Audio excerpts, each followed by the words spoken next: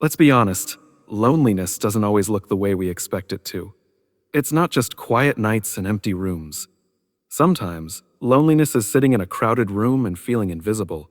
It's being surrounded by people, yet feeling like no one really sees you.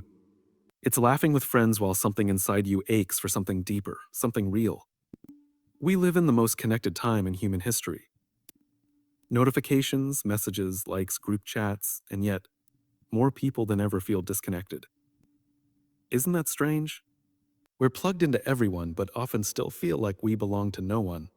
If you've been carrying that silent weight, if you've ever laid in bed wondering if anyone would notice if you disappeared, or smiled through the day while silently screaming on the inside, this message is for you. Because loneliness isn't weakness. It's not something to hide, to be ashamed of, or to run from. It's a human signal, just like hunger or thirst, telling you that connection matters, that your soul needs something more. And today we're going to talk about that, not in theory, not with cliches, but with honesty, with hope, with the reminder that you're not alone in your loneliness and that there's more waiting for you on the other side of it than you've ever imagined. Let's lean in. When you feel lonely, it's easy to assume something is missing, that you've somehow failed, that you're not enough. But what if loneliness isn't the absence of something, but the presence of something deeper, an echo from within that's trying to tell you something? We live in a world that moves fast, celebrates constant connection, rewards popularity, and equates being seen with being valued. And when you find yourself outside that spotlight, when the calls stop, the notifications go quiet, or the room empties, you start to believe that something's wrong with you. But the truth is, loneliness doesn't mean you're broken. It means you're alive. It means you still care. And more importantly, it means you're still capable of hearing your own soul when the world goes silent. Think about it. When was the last time you sat in complete stillness, without distractions, without scrolling, without reaching for something to fill the space? Most people avoid that moment at all costs, because in the quiet, you're forced to confront the questions you've been avoiding. Who am I without the applause? Who am I when no one's watching? Who am I when it's just me? Loneliness isn't a void to be escaped. It's a mirror. And like most mirrors, it doesn't lie. It reflects what's been neglected, ignored, or hidden under layers of performance and pretending. That ache you feel, it's not always about missing someone. Sometimes it's about missing yourself. The version of you that didn't need to prove anything. The version of you that was whole before the world told you otherwise. And yes, loneliness can hurt, can feel heavy, but not all pain is harmful. Some pain is purposeful. A broken bone hurts, but the pain signals healing. Loneliness in the same way is a signal. It's your soul reminding you that there's a connection deeper than attention and stronger than approval. The connection to your own identity. So when life pulls you into those lonely places, don't rush out of them. Sit in them. Listen. Let them teach you. Because it's in those spaces that you start to understand what you actually need versus what you've been conditioned to want. You realize that being around people isn't the same as being known, that being talked to isn't the same as being heard, and that not every crowd cures the loneliness, it sometimes makes it louder. Here's something else to consider. Loneliness is often the space between who you are and who you're becoming, and transformation is never comfortable. Think about a seed underground. It's buried before it breaks through. That isolation is part of the process. It's how growth begins. And sometimes being alone is the only way to grow without interference. We weren't created to stay in hiding, but we all go through seasons where it feels like we've been placed on pause, where the world keeps spinning and we're stuck, invisible, wondering if anyone even notices. We've gone, Kia. But maybe the quiet isn't punishment. Maybe it's preparation. Maybe it's the sacred space where the next version of you is being shaped. And when you start to view loneliness not as a dead end, but as a doorway, you stop fearing it. You start embracing it. You stop needing someone to fill the silence for you, and instead, you start using that silence to fill yourself. That's when the shift happens. That's when the voice inside gets louder than the noise outside. That's when the echo becomes a compass, not pointing you to people, but pointing you back to purpose. See?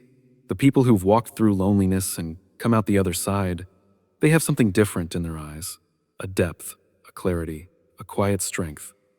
A quiet strength. Because they've learned that fulfillment doesn't come from being surrounded, it comes from being aligned. And the irony is, once you stop needing connection for validation, that's when the most authentic connections start to form. So if you're in that space right now, where the world feels a little too quiet and your heart feels a little too heavy, I want to tell you, it's okay. It's not the end. It's the beginning of something honest, something real.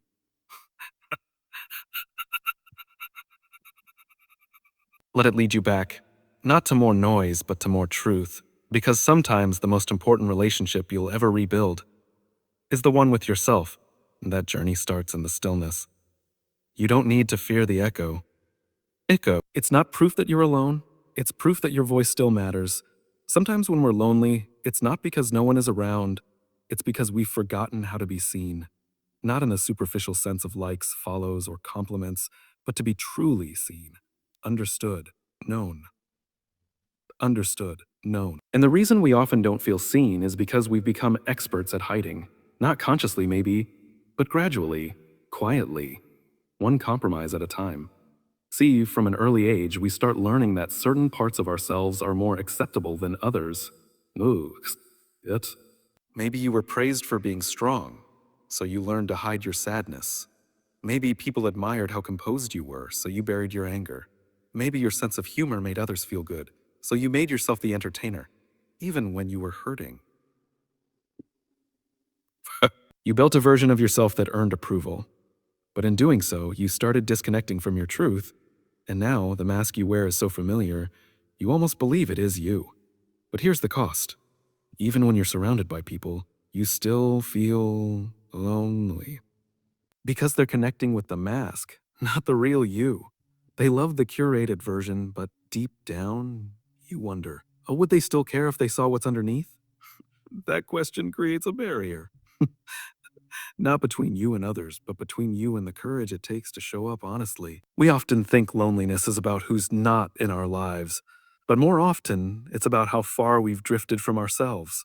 Because when you don't allow yourself to be seen, you'll always feel invisible, no matter who's standing next to you. And this isn't about blaming yourself. This is about understanding that the world taught you to perform. It taught you to trade authenticity for acceptance. It taught you that vulnerability is weakness, when in truth, it's your greatest bridge to connection. Real connection can't happen without risk. It requires you to show someone who you really are, not just who you think they want you to be. It means being willing to speak even when your voice trembles, to tell the truth even when it's messy, to stop editing yourself just to make others more comfortable. Yes, that's hard. It feels dangerous. But here's what's more dangerous: going through life being known by everyone and understood by no one. It wears you down. It chips away at your sense of belonging. Because we don't want to be loved for who we pretend to be. We want to be loved for who we actually are. When you let yourself be seen, really seen, it changes everything. Not overnight, not perfectly, but gradually and deeply. You start attracting people who resonate with your truth instead of your performance. You start building relationships that don't rely on constant effort to maintain the illusion. You start to feel safe in your own skin again. And maybe the most powerful part of being seen is what it awakens in you: compassion. When you stop hiding, you become more gentle. Not just with yourself, but with others. You stop judging their masks because you understand why they wear them. Wear them. You stop demanding perfection because you've learned to embrace your own imperfections. And in that space, real connection is born. Not just comfort, but growth. Not just company, but intimacy. So if you're feeling lonely right now, ask yourself, where am I hiding? Not because you're doing something wrong, but because there's a part of you that's waiting to come home. And maybe, just maybe, that's the version of you someone else is silently praying to meet. But they can't meet you if you're not showing up. They can't connect with a ghost. Start small. Speak one truth. Share one story. Let someone in just a little. You don't have to do it all at once. But every time you show up as yourself, you chip away at the loneliness. Not by adding more people, but by adding more you into the spaces you already occupy. Because when you let yourself be seen, even in all your fear, flaws, and uncertainty, something incredible happens. You realize you were never asking to be fixed, you were asking to be found. And the moment you show up fully, that's exactly what you become found. You know what's fascinating? Sometimes the loneliest people are the ones who are always surrounded by others. The ones who smile the brightest, make the best jokes, show up for everyone. And yet, when they finally sit in silence, it hits them like a wave. They feel completely alone. Not because they're physically isolated, but because they feel emotionally invisible. It's the kind of loneliness that creeps in, even in a crowd. And here's something we rarely talk about. Loneliness doesn't just stem from a lack of people, it often comes from a lack of purpose. A sense that you're drifting, that your life, while busy and full of movement, isn't actually going anywhere that means something to you. You wake up, you go through the motions, you check the boxes, but somewhere deep down, you can't shake the thought, is this it? Is this all there is? That feeling of disconnection, of floating, isn't always because something is wrong externally. Sometimes it's your internal compass telling you it's time to realign, because we are not wired to simply exist. We are wired to matter, to serve, to build, to grow. And when that part of us goes silent, the loneliness amplifies. We often chase people thinking they'll fill the emptiness. We look for relationships, validation, recognition, anything that will quiet the ache inside. But purpose is different. Purpose isn't something that fills you temporarily. It's something that anchors you. It gives weight to your life. It gives direction to your efforts. It transforms silence into stillness and solitude into sanctuary. Now, finding purpose isn't about figuring out you're a grand calling all at once. It's not a lightning bolt. It's more like a whisper. It shows up when you start listening, when you start asking, what makes me feel alive? What am I drawn to even when no one is watching? It's in the moments you lose track of time, the conversations that leave you energized instead of drained, the small acts of service that feel more rewarding than any applause ever could. Sometimes we overcomplicate it. We think purpose has to be tied to a job title or a world changing idea. But purpose can start small. Purpose can be showing up for someone consistently. It can be building something, nurturing something, protecting something. Purpose is anything that pulls you out of your own pain, connects you to something bigger than yourself. And when you reconnect with purpose, something amazing happens. Loneliness starts to lose its grip. Not because the circumstances magically change, but because you change. You stop waiting for life to happen to you and start stepping into it with intention. And when you do that, you begin attracting others who are doing the same. That's when you find the kind of connection that lasts, not because of convenience or proximity, but because it's rooted in meaning. So often, we sit in the dark waiting for someone to bring the light. But maybe what we need to do is stand up and strike the match. Take one small action that brings meaning to someone else. Help a stranger. Mentor someone. Start the project you've been putting off. Volunteer your time. Share your story. You'll be amazed at how quickly your own loneliness begins to fade when you become the reason someone else feels less alone. And no, this doesn't mean your pain disappears. It doesn't mean everything suddenly becomes clear. But purpose gives your pain a place to go. It channels it, transforms it. And in doing so, it connects you to yourself, to others, and to something deeper than words can explain. So if you're feeling disconnected, if you're walking through life and wondering why it feels so heavy, maybe the question isn't who can fix this for me? Maybe the better question is, what can I give? What can I build? What can I bring into the world that only I can bring? Oh, because here's the truth. The antidote to loneliness isn't always company. Sometimes it's contribution. Sometimes the most powerful way to feel seen is to see someone else. And the most healing way to feel needed is to be useful to something greater than your own survival. You don't need to have it all figured out. You just need to take one step toward meaning, toward service, toward purpose. Toward purpose. Because the moment you stop drifting and start living with intention, that's when everything begins to change. And the beautiful thing is, you don't need a map. You just need the courage to move. There's something no one really prepares us for: the silence that follows a heartbreak, a disappointment, a failure, or simply a season of being forgotten. We brace for the pain, we expect the struggle, but we don't expect the stillness. That long pause where nothing is happening, where people aren't calling, where your name isn't being brought up in rooms, where your efforts feel like they're going unnoticed. And in that silence, loneliness often takes root. But here's what I want you to really hear: that silence doesn't mean absence. That pause in connection doesn't mean you're invisible. In fact, sometimes that silence is the space where your greatest growth begins. Because when the noise fades and the distractions fall away, that's when we start hearing something deeper, our own voice. See, it's easy to get lost in what the world says you should be. It's easy to measure your worth by how many people text you back, how many likes your post got, how many meetings you're invited to, or how many people remember your birthday. But loneliness is not a verdict on your value. It's a reminder to look inward, not outward. You can spend your whole life trying to chase people who will validate you, but that chase will wear you down.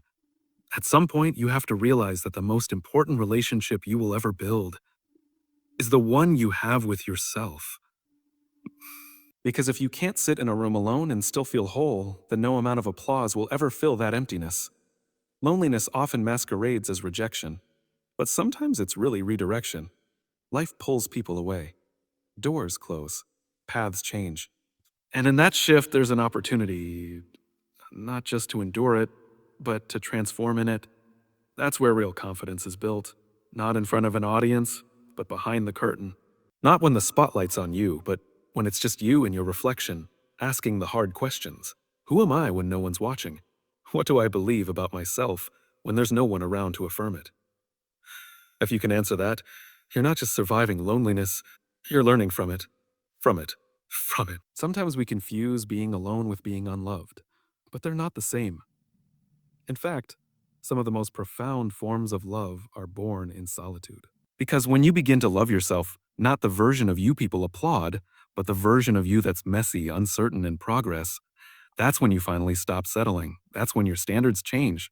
That's when your boundaries form. That's when your peace becomes non-negotiable. Ooh, you. And you know what else? That's also when the right people begin to appear. Not because you hunted them down, but because you finally became someone worth finding. Not in a prideful way, but in a deeply rooted way. You stop craving attention and start cultivating connection. And connection doesn't come from needing people to fill your empty places. It comes from inviting them to share in your wholeness. We were never meant to live disconnected, but we were also never meant to sacrifice ourselves for belonging. Real connection doesn't cost your authenticity. It amplifies it. And ironically, the people who will value you the most, they often show up after you stop trying to be someone you're not. So if you're in a season of silence, where the phone doesn't ring, the invites don't come, the world seems to have moved on, don't panic. That space isn't punishment. It's preparation. It's the proving ground for resilience. It's the moment when you stop being shaped by opinions and start being led by conviction. And maybe the loneliness you feel right now isn't a sign that something's wrong. Maybe it's the beginning of something right, a shift, a reset, a reset. A divine pause to recalibrate what truly matters and who you're becoming in the process. Because the most powerful people you'll ever meet, they're not the ones who never felt lonely. They're the ones who learned how to sit with it and listen to what it had to say.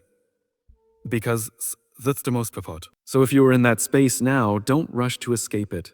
Lean into it. Let it refine you. Let it shape your values. Let it show you who's really in your corner when the crowd disappears, because you don't grow by filling every empty space with noise or people. You grow by embracing the silence long enough to hear yourself again. And when you do, you'll realize loneliness didn't break you. It built you. There's this phrase we've all heard a million times. Just be yourself. And on paper, that sounds great. It's empowering even. But let's be honest. When you're feeling lonely, when you're at your most vulnerable, the idea of being yourself can feel like the very thing that's keeping people away. It makes you wonder, If being myself means being alone, then what's the point? And that's where a lot of people get stuck. We start to reshape ourselves to be more likable. We shrink. We adjust. We water down our quirks. We hide our opinions. We silence our truth. Their opinions. We silence our truth. Not because we're fake, but because we're afraid. Afraid that who we really are might not be enough. That maybe we need to be someone else in order to be loved, accepted, invited, seen. But here's the truth. People pleasing is a silent prison. It offers you the illusion of connection while quietly stealing your identity. And the saddest part, the more you pretend to be what others want, the more disconnected you become, not just from them, but from yourself. So if you feel lonely, don't immediately assume something is wrong with you. Yeah. It might not be that you're too much or too different. It might simply be that the people around you aren't equipped to appreciate what makes you you. There's a kind of loneliness that's not about absence, it's about misalignment. You're in rooms that don't speak your language.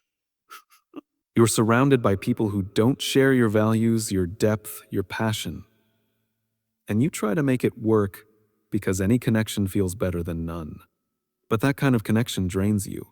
It leaves you feeling more alone in a crowd than you ever did by yourself. You weren't made to fit in. You were made to belong. And belonging doesn't come from conformity. It comes from authenticity, from having the courage to show up fully as yourself, even when it's uncomfortable. Especially when it's uncomfortable. And yes, that path can be lonely. At first. Because not everyone will get you. Not everyone will stay. But the ones who do, the ones who recognize your value without you having to perform for it, those are the relationships that matter. And they don't appear until you stop trying to be what you're not. It's not your job to manage how other people perceive you. Your job is to be so rooted in who you are that their perception no longer determines your direction. Let me say that again. Their perception is not your responsibility. Your alignment is. You don't have to force yourself into spaces that constantly require you to abandon your values just to be accepted. That's not connection. That's compromise. And while relationships do require compromise, they should never require self-betrayal. The hard truth is, some people will leave when you stop performing, when you stop saying yes to things you hate, when you stop laughing at jokes that offend you, when you stop pretending you're fine when you're not. And when that happens, it'll hurt, but it will also heal you. Because in their absence, you make room for something real. Real connection starts the moment you decide to stop negotiating your worth. You weren't put here to play a role someone else wrote. You were born to be the main character in your own story. And the more you lean into that, the more magnetic you become, not because you're trying to be impressive, but because you're being real. And let me tell you something, it's okay to lose people along the way. You're not for everyone. You're not supposed to be. That's not rejection. That's protection. That's protection. Every time someone walks away because you chose to stand in your truth, consider it a filter, not a failure. What's meant for you doesn't require a mask. So if you're feeling lonely right now, take a breath. Not to fill the silence, but to embrace it. Because maybe, just maybe, this isn't loneliness. Maybe it's alignment and progress. Maybe it's you finally starting to show up without apology. And yes, that will shake some things loose. That's okay. Let it. Because what you'll gain in return is far greater than any version of connection you had to beg for. You'll gain peace. You'll gain clarity. And in time, you'll gain people, the right people, who love you not for who you pretended to be, but for who you really are. Stand in your truth even if your voice trembles. The people who belong in your life will feel the strength in your honesty, and they'll meet you there. And in that moment, loneliness loses its grip. There's something we all do when we feel lonely. We look for the quickest way to fill the void. We reach for our phones, scroll endlessly, binge watch, overwork, distract ourselves into exhaustion. Anything to avoid sitting alone with the silence, because silence makes the loneliness louder. And being still, that feels unbearable. But let me ask you this, what if that silence isn't empty? What if it's actually full of messages you've been avoiding? What if instead of something to run from, your loneliness is trying to guide you towards something deeper? We've been taught to treat loneliness like a warning sign. Something's broken. Something's wrong. Fix it. Fix it. Fast. But the truth is, sometimes loneliness isn't a signal that something is wrong. It's a signal that something real is about to grow. The reason we often feel lonely, even surrounded by people, is because we've lost connection to the one person we can never escape: ourselves. And the longer we avoid being alone, the harder it becomes to trust our own voice when we need it most. The silence starts to feel like punishment. But what if it's not punishment at all? What if it's preparation? And the longer you run from the silence, the longer you delay the insights that only solitude can offer. That feeling you get, the ache of being disconnected, it's not your enemy. It's an invitation to listen to the parts of you that don't shout but whisper. The ones that know exactly what you need even when the world doesn't. But listening to yourself, that takes courage, especially when the answers you find require change. Maybe it means ending a relationship you've outgrown. Maybe it means stepping into a version of yourself that feels unfamiliar. Maybe it means grieving something you haven't allowed yourself to grieve. That's not easy. But it is honest. We don't heal by staying distracted. We heal by facing what's been buried. And loneliness has a strange way of unearthing everything we've tried to hide. That's not something to fear. It's something to respect. Because in that excavation, you find pieces of yourself you forgot existed. Strengths you've silenced. Dreams you've dismissed. Needs you've ignored. And when you allow yourself to truly sit with it, without running, without numbing, without reaching for another fix, you start to realize something powerful. You were never empty. You were just overwhelmed. You weren't lost. You were being redirected. You weren't broken. You were becoming. You were becoming. The world tells you to fill every quiet moment with noise, but the moments that shape you the most aren't the ones filled with applause or approval. They're the quiet ones. The 3 a.m. realizations. The long walks with no destination, the tears no one sees. That's where your identity takes root. That's where your capacity grows. That's where you stop performing and start becoming. And I get it, no one wants to feel lonely. It's uncomfortable. It's vulnerable. But what if that very vulnerability is the doorway to everything you've been praying for? Connection, purpose, peace. Peace. Not the version that comes from validation, but the kind that's built from the inside out. The kind that doesn't get shaken every time someone walks away or forgets to check in. Because once you've learned to find peace in your own company, you stop chasing temporary fixes. You start seeking meaningful connection. You stop settling for relationships that require you to betray yourself. You stop performing and start attracting. And the best part, you begin to trust that being alone doesn't mean you're unlovable. It means you're learning to love yourself enough not to settle. The people who belong in your life won't be drawn to your neediness. They'll be drawn to your honesty, your depth, your stillness. And you can't access that depth until you've been willing to face the silence. So if you're feeling lonely right now, don't rush to fill the gap. Don't panic. Don't numb it. Sit with it. Breathe through it. Get curious about it. Ask yourself what it's trying to tell you. Maybe it's not trying to hurt you. Maybe it's trying to teach you. And when you come out the other side, and you won't just have avoided the pain. You'll have turned it into something. Perspective, power, peace. That's not a setback. That's growth. Sometimes the greatest breakthroughs are born in the loneliest moments. The silence may feel like absence, but more often than not, it's the presence of something sacred waiting to be discovered. Because it's in the silence where the soul finally speaks,